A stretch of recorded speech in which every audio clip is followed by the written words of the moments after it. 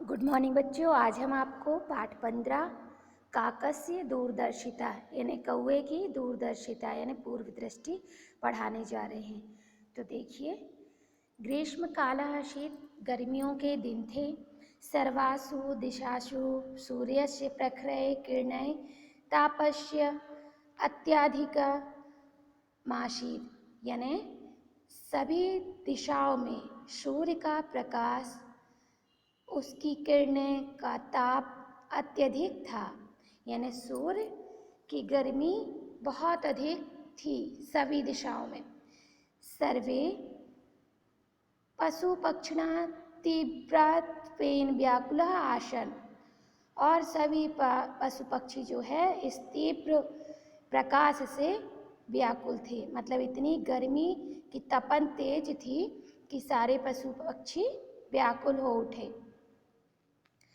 सर्वे पशु पक्षिणः छायाम अन्वेष्यन्ते स्म, सभी पशु पक्षी जो थे छाया ढूंढते थे।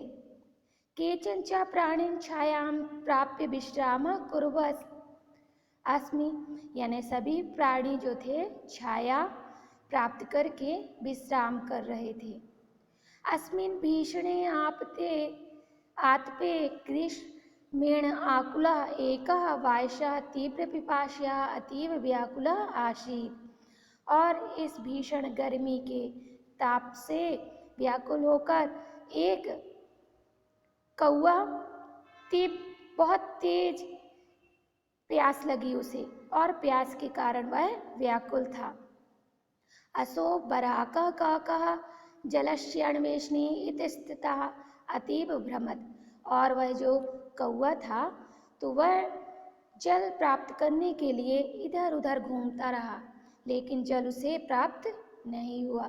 किंतु अशो ईर्षदपि जलम न प्राप्तवान्, लेकिन उसे जल कहीं भी प्राप्त नहीं हुआ।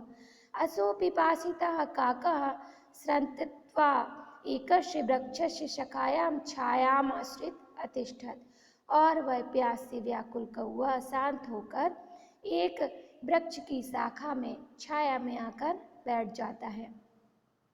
काकस्य पिपासा निरंतरम वर्धमाना आसीत्, और कौवे की जो प्यास थी निरंतर बढ़ती ही जा रही थी। शाखा स्थस्य काकस्य दृष्टि स्थिरा नासीत्, शाखा में बैठकर भी कौवे की दृष्टि स्थिर नहीं थी। तस्य दृष्टि जलान्वेषणे लीनामसीत्, उसकी दृष्टि जल को ही ढूंढ रही थी। सहसासु वृक्षात् घटमेक अपश्यत्, अचानक उसे वृक्ष में बैठे बैठे एक घड़ा दिखाई दिया। घटम विलोक्याशु झटिति घटम निक्षा अगच्छत्, और जैसे ही उसने घड़े को देखा और तो झट से घड़े के पास आता है। अत्र गत्वाशो अपश्यत् यत् घटस्य अधोभागे ईषत् जलमस्ति, लेकिन जब वो घड़े के पास आता है तो देखता है कि घड़ा तो आधा भरा हुआ है। जलाविलोक्याशो अति प्रसन्न अभवत्, जल को देखकर वह बहुत अधिक प्रसन्न होता है।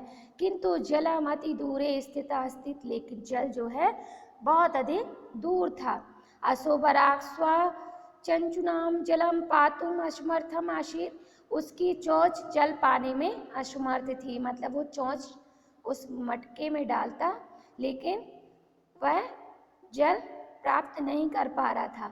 अशोबराक यतो हि अस्य चंचु घटस्य अधोभागः यावत् च प्राप्त शक्नोति स्म, क्योंकि घड़ा जो था आधा भाग भरा हुआ था तो उसकी चोंच जल को प्राप्त नहीं कर पा रही थी। किम कर्तव्यम मूढ़ः काका अतीव दुखितो बभूव, और वह कौवा जो था वह यह देखकर बहुत अधिक दुखी हो जाता है। आकस्मात् अशो चतुरः किंचिता विचिन्त्य स्वचचुनं प्रसत्रस्य लघु कायानि खंडानि उत्थाप्य चित्वा वा घटे पार्थिव आर्वत्, और वह चतुर कौवा अचानक सोचता है कि क्यों न इसमें छोटे छोटे कंकड़ डाल दें जिससे जल मुझे प्राप्त हो सके। कतिपयं कालम यावत् अशो इदं कार्य कृतवान्, और कुछ समय बाद उसने यह कार्य कर दिया। प्रस्तर खंडे शनि शनि जल स्तर उपगार्यतम, और धीरे धीरे उसके प्रयास करने से जल स्तर जो है ऊपर आ जाता है। ततो काका स्वेच्छा जलपानम कृत्वा संतुष्टो च भूत्वा उड़ित्याम एकस्य वृक्षस्य शाखायाम उत्तिष्ठत्, और वह कौआ जो था अपनी स्वेच्छा से जल पीकर संतुष्ट होकर उड़ जाता है और एक वृक्ष की शाखा में आकर बैठ जाता है। वस्तुतः काका स्वभावतः चतुरः भवति, वास्तव में कौआ स्वभाव से चतुर होता है। उक्त चापी नीति कारणेन, और उनके बारे में नीति में कहा भी गया है। नाराणाम नापितो धूर्ता पक्षिणानाम चैव वायसा चतुष्पदा श्रृंगालस्तु स्त्रीणाम धूर्ता च मालिनी, यानी नरों में मनुष्यों में नाई और पक्षियों में कौआ और चार पैर वाले जानवरों में श्रृगाल यानी शियार लोमड़ी और स्त्रियों में मालिन। कहती ये सब बहुत चतुर होते हैं। अन्य कथा ज्ञायते दुष्कर्मपि कार्य बुद्धिया सहजतया संभवती थी, यानी इस कथा में से हम जानते हैं कि कितना भी कठिन कार्य क्यों न हो, यदि हम बुद्धि लगाएंगे तो वह कार्य सहजता से संभव हो जाएगा। तो बच्चों यह कहानी आपको समझ आ गई होगी। तो कौए की दूरदर्शिता जो इस हमने चैप्टर में पढ़ी, तो कौए के बारे में आप 5 लाइन लिखकर मुझे सेंड करेंगे, ये आपका होमवर्क है। धन्यवाद।